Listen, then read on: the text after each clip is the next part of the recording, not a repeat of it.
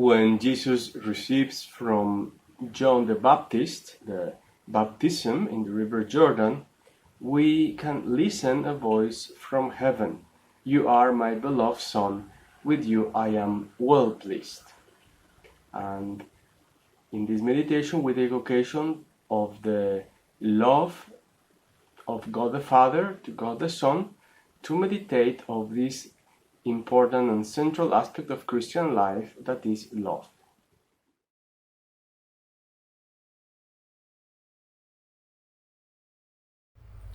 My Lord and my God, I firmly believe that you are here, that you see me, that you hear me. I adore you with profound reverence. I beg your pardon for my sins, and the grace to spend this time of prayer fruitfully.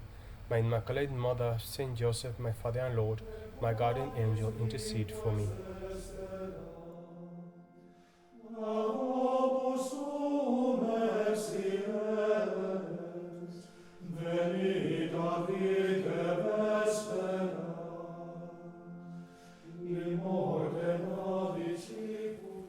In the Gospel according to Luke, close to the beginning of the public life of Jesus, we read, "Now when all the people were baptized, and when Jesus also had been baptized and was praying, the heaven was opened, and the Holy Spirit descended upon him in bodily form as a dove, and a voice came from heaven, 'You are my beloved Son, with you I am well pleased.'"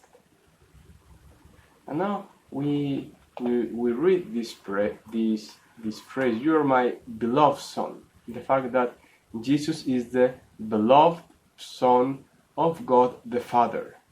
And we see this wonderful aspect of the existence of Christ, this love between God the Father and God the Son, and it reminds us of this expression of St. John, God is love. So we understand very well the insistence of Christ, of this area of our life, love or charity. Originally means the same, that they come from God being love and from Jesus being the beloved Son. So we hear this repetition of Christ reminding us many times about love. Love one another. So many times we hear that.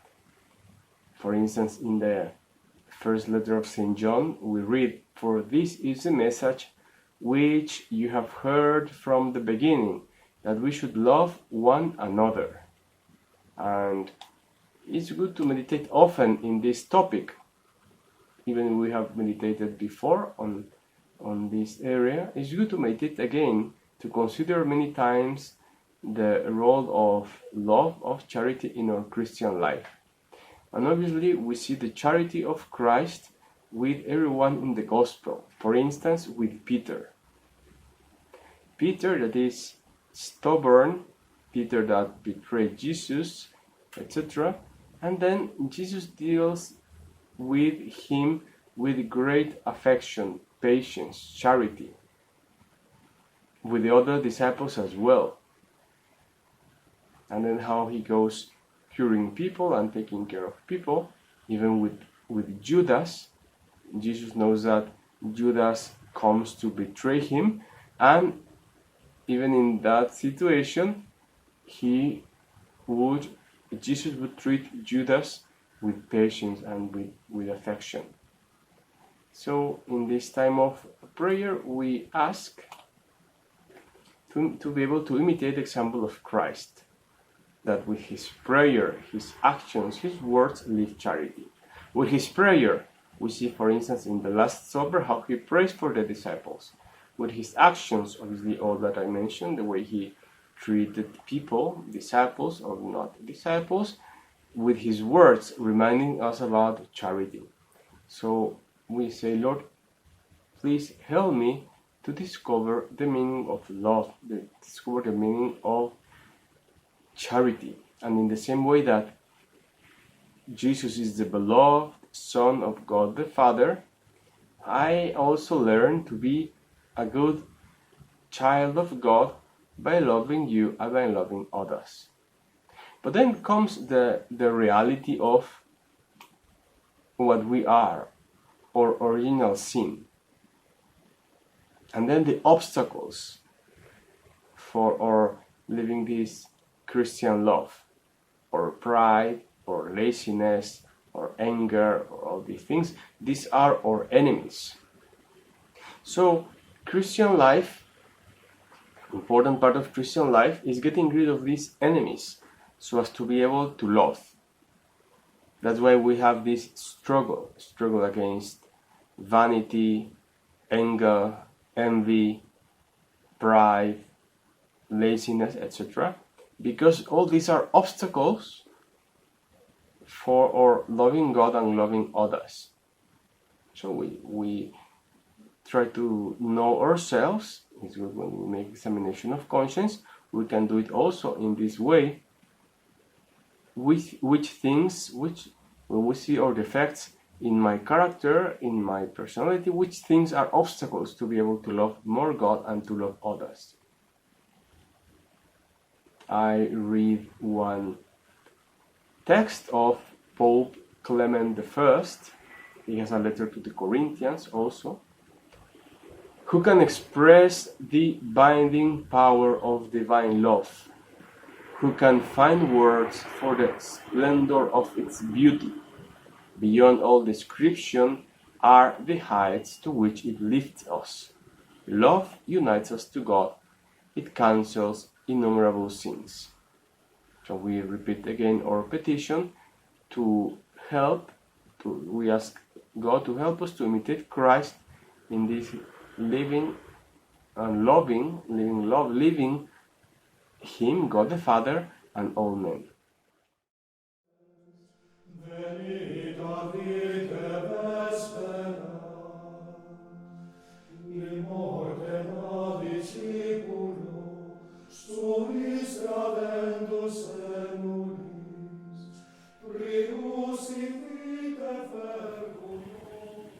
In 2011, some scientists made a very interesting discovery. They found the bones of a dinosaur who lived in the Paleozoic. This is, according to what they say, 275 million years ago, around that age. And that this good dinosaur had some unfortunate toothache because he had a big infection in the jaw, and so he lost some teeth, and the bone of this area was destroyed.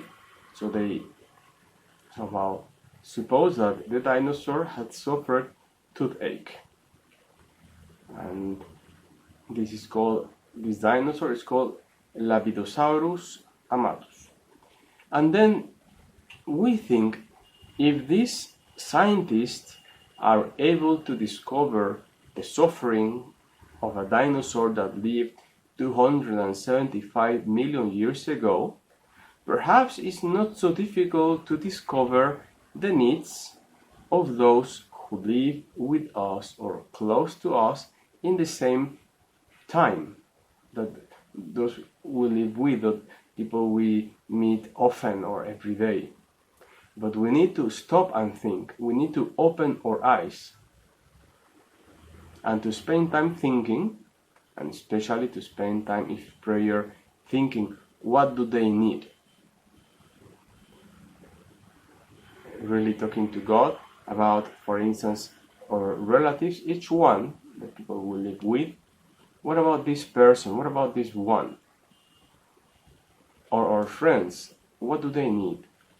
In all areas of life, in their spiritual life, in their relationship with God, in their material life, what kind of help? Perhaps sometimes they just need company, or they really need some other kind of help. So Saint Josemaria reminds us in the way if I don't see you practice that fraternal spirit that I preach to you, I shall remind you of those affectionate words of St. John, my children, where love is not to be just words or mere talk, but something real and active. So it is a very good expression that we have here from St. John. Love that is real and active. And we think, is my love towards others real and active, or is just a theory? Perhaps I see the news in different aspects, in different parts of the world, or in the place in which I live, and I think things are so bad, someone should do something, how come people are so evil, etc.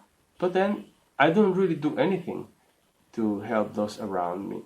Love should be real and active. And we think, what kind of help, in what kind of, which ways we express this love? Obviously, first of all, because we are Christians and we know that the most important things are the things that God does, not the things that we do, is prayer. As disciples of Christ, we know the value of prayer. So the first way by which we can help someone is to pray for that person, even if it's just a bit. We might feel that to really help someone with prayer, we might need to pray very, very much. It's true, we can pray very much for someone, but sometimes even a bit of prayer is enough, because we show our faith. At the end, it's God the one who does things. What kind of prayer? Many kinds of prayer. We can recite, imagine the Lord's Prayer, or Hail Mary, or any other prayer.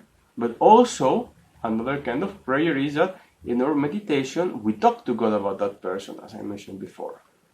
Another kind of prayer is that we offer things. We can offer things to God as a sacrifice. For instance, a time of work, because work implies effort, and we offer that to God as prayer for an intention. A prayer of work, an hour of work, of study, or other mortifications or sacrifices, things that we don't like. We choose the things that we don't like, or we accept the things that are difficult, and we put them together with Christ in the cross, and we offer them as prayers. We have these many kinds of prayer with which we can help people, and this is a first manifestation of love. Another kind of help, also a manifestation of love, is this one. St. Josemaria reminds us, don't forget that sometimes one needs to have smiling faces around. And this is a very good kind of help, to smile. We have to make life better for everyone. Life already has many problems. We have to learn to make the day of someone much better. It's true, we might think we want happiness in heaven. We want that everybody goes to heaven and is completely happy in heaven. But not just that, we need to help people to be also happy here. And we think so easily when we are tired, when things didn't go according to our expectations, according to our plans, when we failed, it's easy that we complain and we put a bad face, that we don't use kind words, and we think the weather is so bad, the situation is terrible, etc. And we complain, or we ignore people. This thing, when my life is not so ideal, I can become not a source of joy for others, but a source of displeasure for others. So one of these manifestations of love is to be a source of joy. Another aspect of charity is that we are able to solve problems between me and someone else. For instance, I might be angry with someone, or there might be a different opinion, or perhaps someone offended me or I offended someone. There was a problem in the family or at work, so there's division, there's distance, there's coldness between people. And then we use charity to approach people, to solve that distance. And the first step often is to forgive. Sometimes we have to forgive because we have been offended, or sometimes because we imagine we have been offended. Sometimes it's only in our imagination. But in any case, we need to forgive sincerely. And then from the forgiveness of our heart will more easily come more charity, more love. So I repeat this idea that I have repeated often recently, that we need to ask this grace, this charity. If we want to live charity with others, we need to ask to God to put His charity in our heart. And this is what we do in this heart of prayer. We repeat, Lord, give me your love, put your love in my soul, so I'm able to love you and others.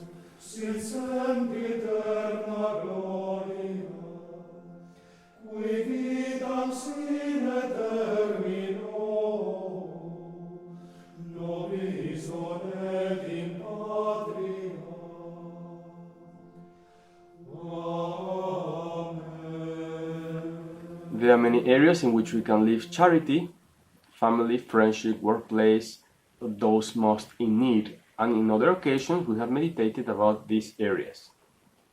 But today, in our prayer, we can consider another area, which is charity, love in the church. And then first of all, we think, who is the church? Who is part of the church? First of all, we know it very well. Christ, head of the church. We are in the church because we are united to Christ. And then after that, obviously, those who are in heaven with God. Imagine the Blessed Virgin Mary, Mother of God. Then all the saints. The souls in purgatory, those who are preparing to enter into heaven. And then those on earth who are united to Christ by grace. And it's good to think that this grace is the divine life and God is love. We might think those who are united to Christ by love. We hear these words from Jesus in the Gospel of St. John in the Last Supper. Wonderful words from Christ. It's a very good thing to read these chapters of St. John of the Last Supper and meditate them slowly. You can do that later. Now I only read one phrase. Jesus, talking to God the Father, says, "The glory which you have given me, I have given to them," to His disciples, "that they may be one, even as we are one." And when we hear this prayer from Christ, that they may be one, often we think about the unity of the Church, of the Catholic Church, with other Christians, for instance, with the Orthodox Church, or with other communities like Protestants. But first of all, within the Church, first of all, we need to be one, and we need to live charity within the Church. We don't love people in the Church because we like them or because we don't like them. So it's good to do a bit of examination of conscience. Do I pray for the entire Church? First idea, we mentioned first prayer. Do I pray for the entire Church? Do I pray for the bishop? For the Pope first, then obviously for the churches or for the Church in all the places of the world, for all Christians. For instance, Christians that suffer persecution in one way or another, or for Christians and they don't really know clearly the doctrine of Christ. Christians that have been mistreated even within the church, we pray for them. Then we pray each one for the local church, for the church of his place, the bishop, and then all the members of the church. Do I pray for them? Then we think each one of us, we belong to different places. We might imagine different parishes or different church, or even the fact that in a family there might be various members of the family that are Christians.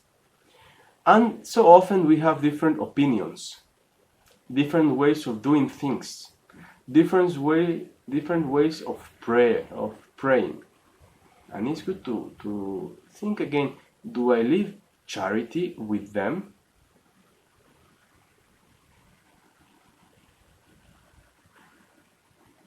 In some construction sites, I have seen this sign, safety first. And if we think about the church, we put this sign, love first, or charity first. And this insistence in the Last Supper again of Christ, by this, when he reminds us that by this thing, that the way we love others, we love one another, others will know that we are his disciples. Other men will discover, will feel that we are disciples of Christ is if there is charity among us. It makes sense. Obviously, we go to others to preach that they should follow Christ and live charity, and we don't do it ourselves. It doesn't make sense. So we ask, is this true in me? Not in others. We are not here to see if there is charity in the church, in general, in abstract, but if I live this charity of love in the Christ, in me. And one example, one area that is important is criticism and gossiping. We know it by experience. When we have a group of people, immediately it's so easy that we begin to criticize someone, especially someone that is not present, someone that is absent. And then criticism in the church, this person, that person, the person that organized the activity, didn't organize the activity so well, the one that is helping, we think that what he really wants is power, the one that is praying, we think that his prayer is not real, that person, we think that is fake, this person says things that are wrong, this person does the things that are wrong, and then criticism. But criticism destroys charity. Or for instance, that we are able to work with others even if the thing that we are working on is not my own idea. Some are very good to help, to collaborate with others if it's his own idea. But not so good to collaborate with others, but it's about implementing the idea of someone else. When the apostolic work of Opus Dei was beginning in Ireland, this is 1948, there were very few of them there in Ireland, and so they were in constant communication with Saint Josemaria, and they would exchange letters every week. They would write a letter to Saint Josemaria, Saint Josemaria would write a letter to them, and they would talk about different topics. They would share different things or ask how to solve some problems. But they say that during a long time, there was a common topic or common phrase in these letters. Love one another, be cheerful, and pray. And it's a very good, it's a very good idea. Love one another. Be cheerful. And then don't abandon prayer. One way in which we can be united to others in this love is in the Eucharist, because it's the sacrament of love and the sacrament of unity. And so we can think if we can also go to the Eucharist to ask for this, to have unity in the church and to live charity in the church. We see the Mother of Christ, Mary, our Mother. The church is a family, and in this family we have a mother, and it's also a wonderful source of unity and charity. So we also go to the Mother of Christ and we ask her to help us, to intercede for us, to obtain from her Son the charity we need to live His commandment, the commandment of love.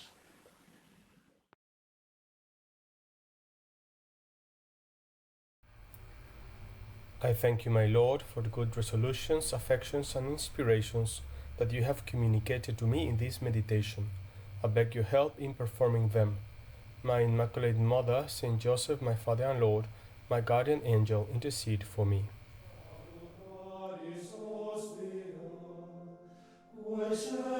Quae